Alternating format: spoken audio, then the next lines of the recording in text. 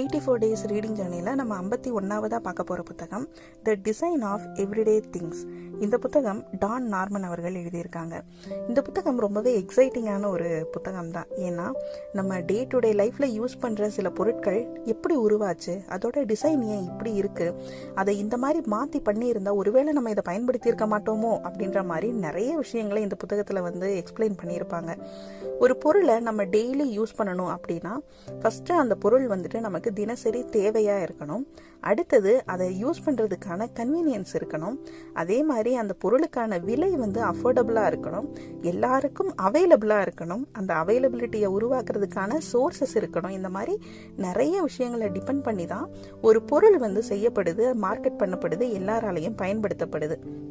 இப்படி இருக்கிற ஒரு பொருள் அதே டக்குன்னு வந்துருச்சா அப்படின்னு கேட்டால் இல்லை, அதுக்கு ஒரு பிளானிங் தேவைப்படுது. அந்த பிளானிங் எந்தெந்த மாதிரியெல்லாம் இருந்தது, எப்படியெல்லாம் இவால்வ் ஆச்சு, அந்த இவால்வ் ஆன பிளானிங் எப்படி எக்ஸிக்யூட் ஆச்சு, அது எப்படி நம்ம கையில் ஒரு பொருளாக மாறுச்சு அப்படின்றத ரொம்ப டீட்டெயிலாக பேசுகிற புத்தகம் தான் இந்த புத்தகம்.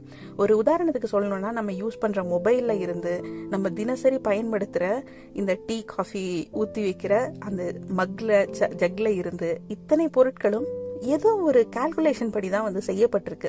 அந்த கால்குலேஷனை நம்ம தெரிஞ்சுக்கும் போது எல்லா விஷயத்திலையும் இவ்வளோ விஷயங்கள் இருக்கா அப்படின்னு சொல்லிட்டு நமக்கு ஒரு பெரிய ஒரு எக்ஸைட்மெண்ட்டாக இருக்கும்.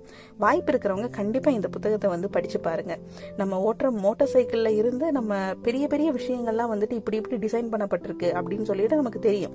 ஆனால் குட்டி குட்டி விஷயங்கள் நம்ம யூஸ் பண்ணுறது இப்படியெல்லாம் தான் இந்த ஒரு மாடலுக்கு வந்திருக்கு, அதை தான் நம்ம பயன்படுத்திட்டு இருக்கோம் அப்படின்னு தெரிஞ்சுக்கும் போது நம்ம அதை பயன்படுத்துகிற ஒவ்வொரு முறையும் லைட்டாவது நமக்கு ஞாபகம் வரும், இது இங்கேருந்து இப்படி வந்திருக்கு அப்படின்றது.